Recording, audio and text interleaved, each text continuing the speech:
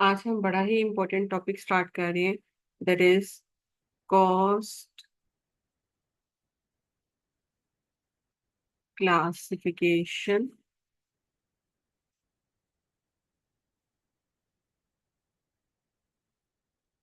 And behaviour.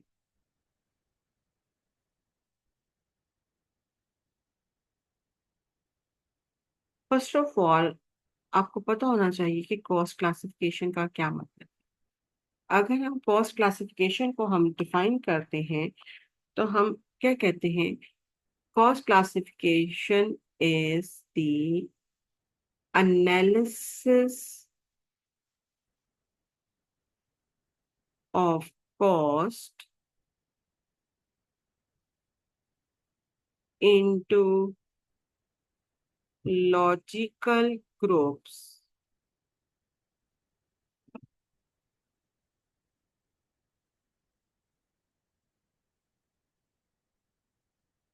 so that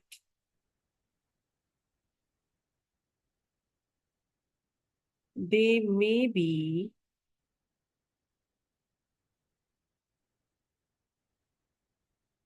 summarized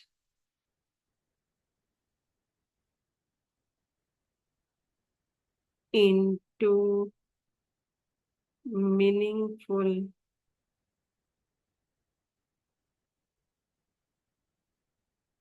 information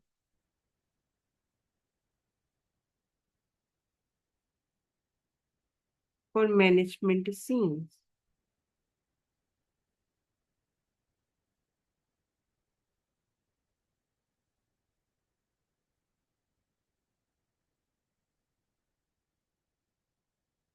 Is the analysis of cost into logical groups so that they may be summarized into meaningful information for management decisions.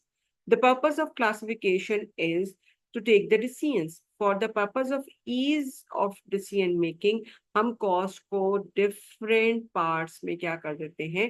Classify कर देते हैं। तो जब हम cost classification की बात करते हैं तो हमारे पास 5 क्लासिफिकेशन आ जाती हैं cost classification के हवाले से। कॉस्ट क्लासिफिकेशन मेजर 5 है, फिर वो सब डिवाइड हो जाती हैं आपके पास।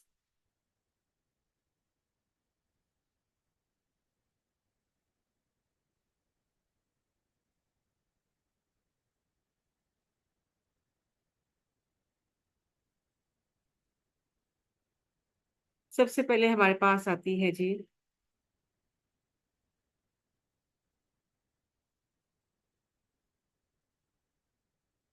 Bye element classification.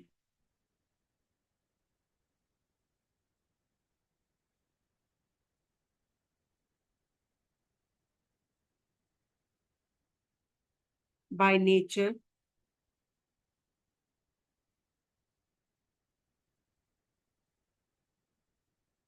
Bye functions,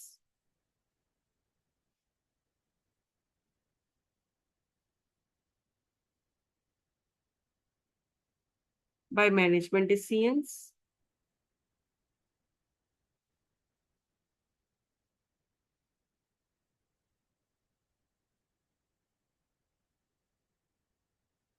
last and very important is by behaviour. Now we will discuss one by one. By element is subdivided into um, three main elements of the cost, that is material, labor, and expenses, which we already discussed in very detail.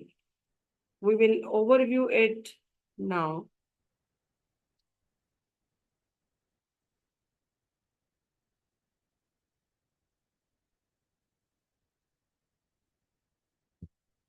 First classification is by element.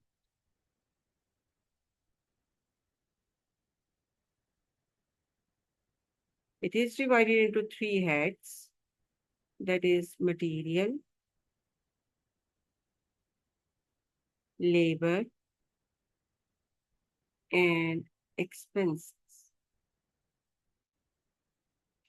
बच्चे material को हमने बड़ा अच्छा classify किया। हमने कहा जी material जो है वो हमारे पास प्रोडक्ट के हवाले से डायरेक्ट मटेरियल होता है और इनडायरेक्ट। इस तरह लेबर डायरेक्ट भी होती है और इनडायरेक्ट एक्सपेंसेस डायरेक्ट भी होते हैं और इनडायरेक्ट एक्सपेंसेस भी।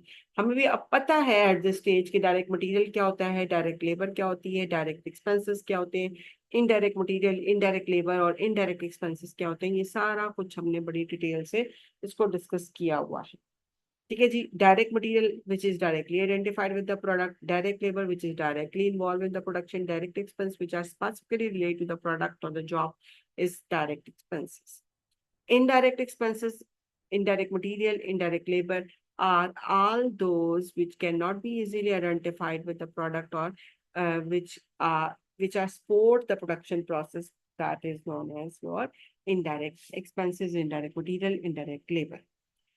ठीक है जी। ये बाय एलिमेंट क्लासिफिकेशन जो कि हम बड़ी ऑलरेडी डिटेल में एक पूरा लेक्चर इसके ऊपर डिस्कस कर चुके हुए हैं, इसीलिए मैं इसको बस यहाँ पे ओवरव्यू दूंगी। Now next classification is by nature.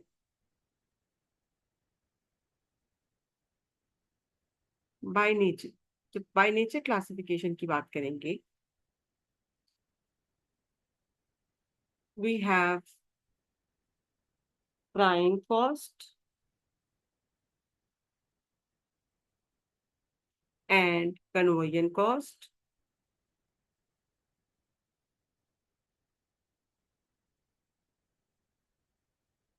Direct cost and indirect cost. जी, प्राइम कॉस्ट तो आप लोगों को बड़ा ही क्लियर है कि प्राइम कॉस्ट हमारी किसके इक्वल होती है। जी बच्चे, प्राइम कॉस्ट किसके इक्वल होती है हमारी।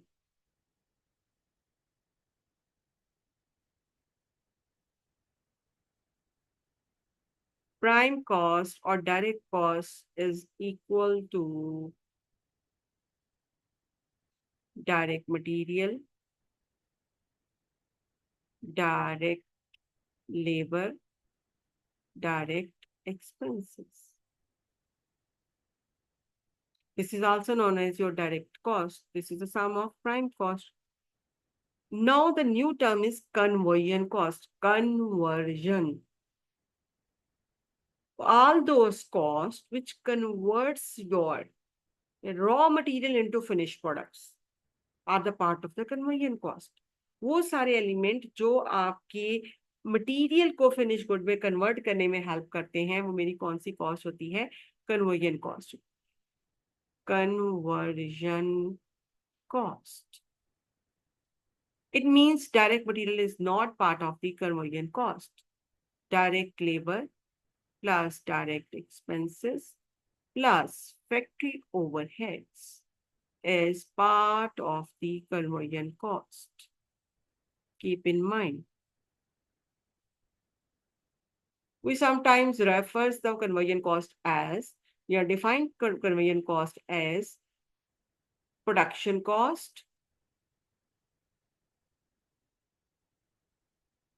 minus direct material cost.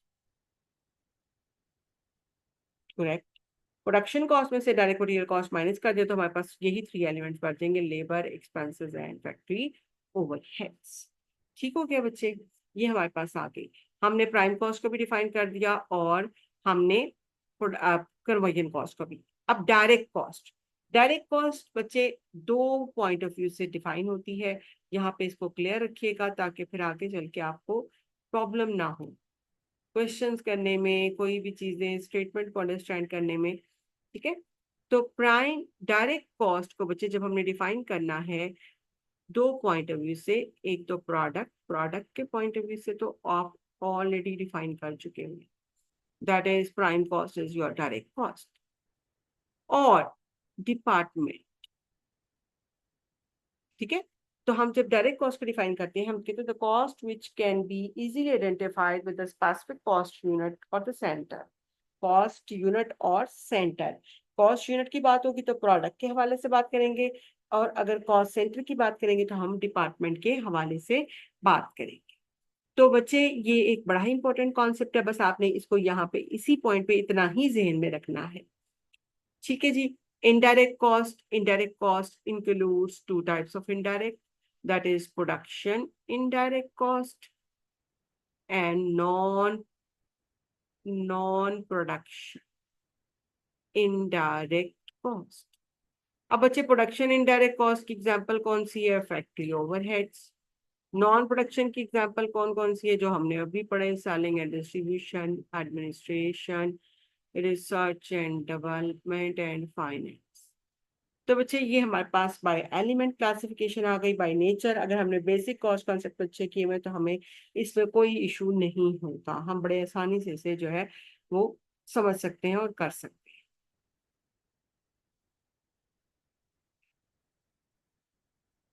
Next is by functions. By functions classification, again, there is already discussed classification by functions.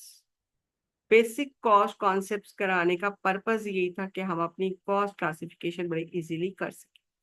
Bye functions classification की जब हम बात करेंगे, it is divided into production cost and period cost. जी बच्चे, production cost and period cost. जब हम production cost की बात करते हैं तो हम प्रोडक्शन कॉस्ट को कैसे डिफाइन करते हैं? प्रोडक्शन कॉस्ट इक्वल है जी prime cost plus factory overheads. Period cost equal है sum of selling and distribution, administration, research and development and finance expenses. This is your period cost. ठीक है जी, clear हो गया? बाय फंक्शन क्लासिफिकेशन भी हमने पहले बड़ी डिटेल में डिस्कस कर ली। हमने वो जो सारा काम किया था, हमने अपनी बेस बना ली थी। हमारी कॉस्ट क्लासिफिकेशन देखिए कितनी जल्दी जल्दी हो जा रही है। फिर अब हमारे पास अगला आ जाएगा management by management decisions. Bye management decisions, अब जब मैनेजमेंट डिसीजंस के हवाले से हम डिफाइन करेंगे तो बच्चे हमें जो है इसमें कुछ पॉइंट्स देखने हैं।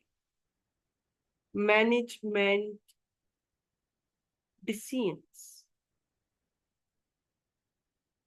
तो इसमें मेजर जो डेफिनेशन है ना, वो किसके साथ रिलेट करेगी? मैनेजमेंट के डिसीजन के हवाले से।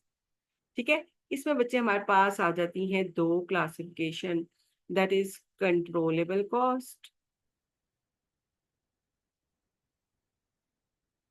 And uncontrollable cost.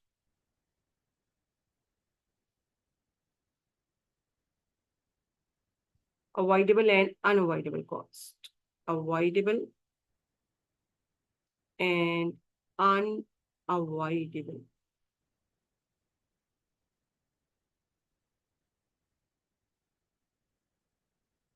Now we will separately define the controllable cost and uncontrollable, avoidable and unavoidable. पहले सबसे हम अपनी controllable और uncontrollable cost की बात करेंगे।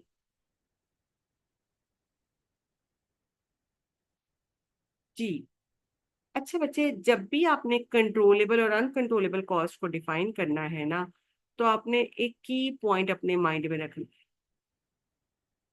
अब वो की पॉइंट क्या है? अगर हम उस की पॉइंट को माइंड में रखेंगे तो हमारे लिए बहुत ही आसान हो जाएगा इस कॉस्ट को डिफाइन करना।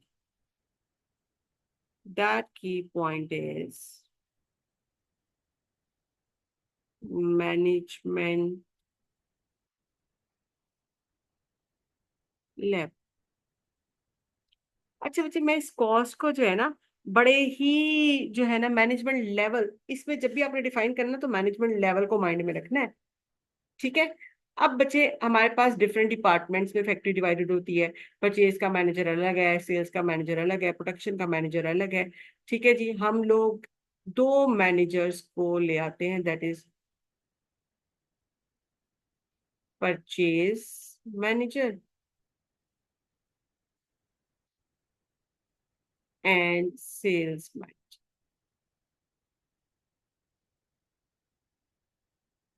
जी बच्चे, परचेज मैनेजर की क्या रिस्पॉन्सिबिलिटी है? परचेज मैनेजर की रिस्पॉन्सिबिलिटी है जी परचेज कॉस्ट को कंट्रोल करना।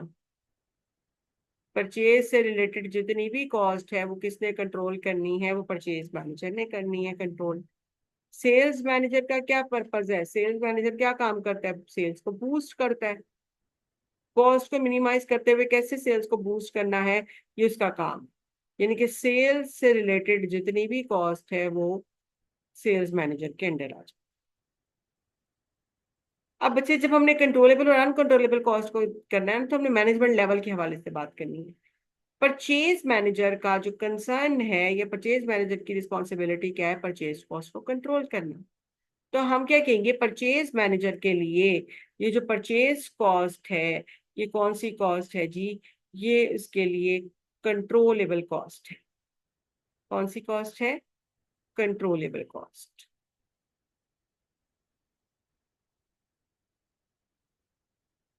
बिकॉज मैनेजर उसके लिए आसानी से डिसीजन ले सकता है। ठीक है जी। अब आ जाए, क्या परचेज मैनेजर इस सेल्स कॉस्ट को कंट्रोल कर सकता है? नो। उसका तो इसके साथ कोई लिंक ही नहीं है, उसकी रिस्पॉन्सिबिलिटी में नहीं आती है। जब एरिया ऑफ रिस्पॉन्सिबिलिटी में नहीं आती, तो ये उसके लिए क्या बन जाएगी, अनकंट्रोल।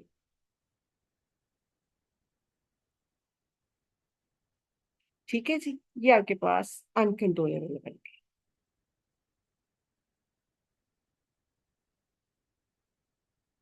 बच्चे, तो फिर सेम यही चीज कॉन्सेप्ट एप्लीकेबल हो जाएगा आपका इसके ऊपर, कि सेल्स मैनेजर के लिए सेल्स कॉस्ट क्या है, कंट्रोलेबल है।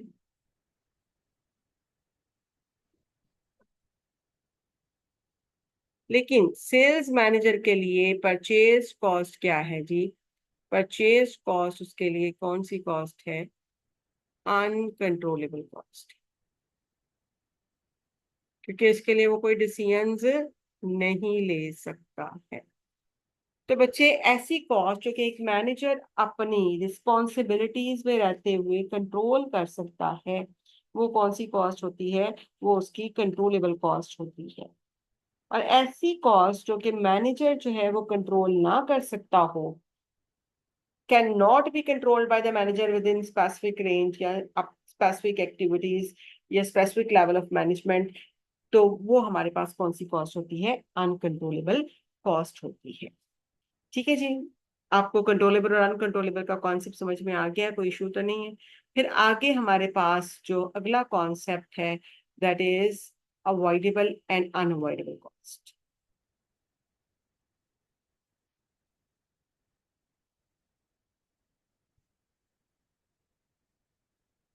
Avoidable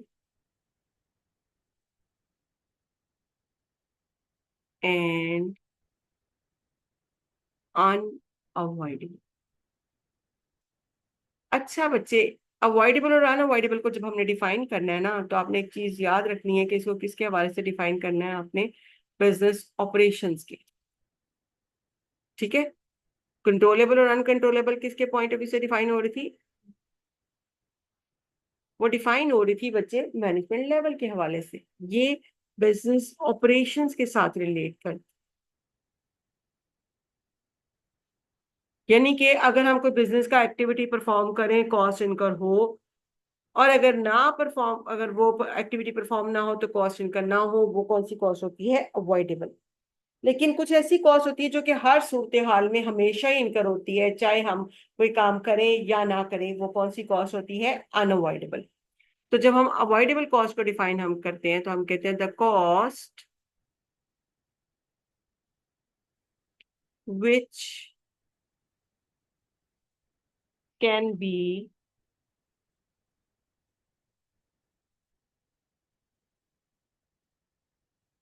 avoided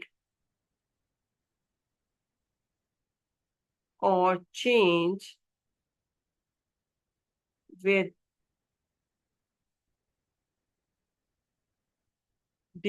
with your decisions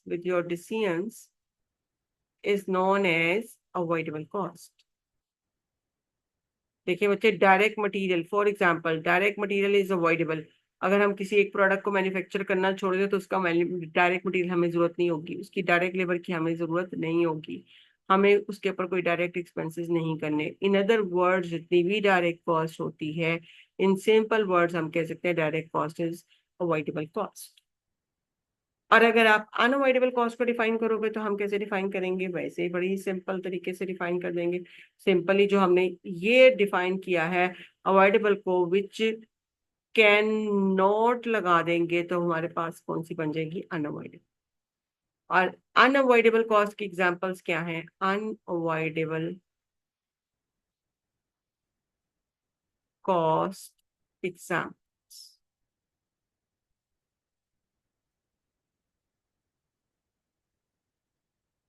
unavoidable cost की एग्जांपल्स है बच्चे हमारे पास। रेंट फिक्स्ड एक्सपेंस होता है, depreciation of factory, salary of factory supervisor, salary of factory supervisor. ऐसी सारी कॉस्ट जो कि बाय नेचर फिक्स्ड होती है, या हम कह सकते हैं कि जो चेंज नहीं होगी हमारे डिसीजन के साथ, वो कौन सी कॉस्ट होती है? अनअवॉइडेबल। वो हमें हर सूरत हाल में पे करनी पड़ती है, उसका डिसीजन के चेंज होने के साथ कोई ताल्लुक नहीं होता है। तो आज के लिए बच्चे हम यही, नेक्स्ट अब हम अपना कॉस्ट बाय बिहेवियर पे एक सेपरेट लेक्चर करेंगे, उसको कंप्लीट समझेंगे with examples, graphs, each and everything.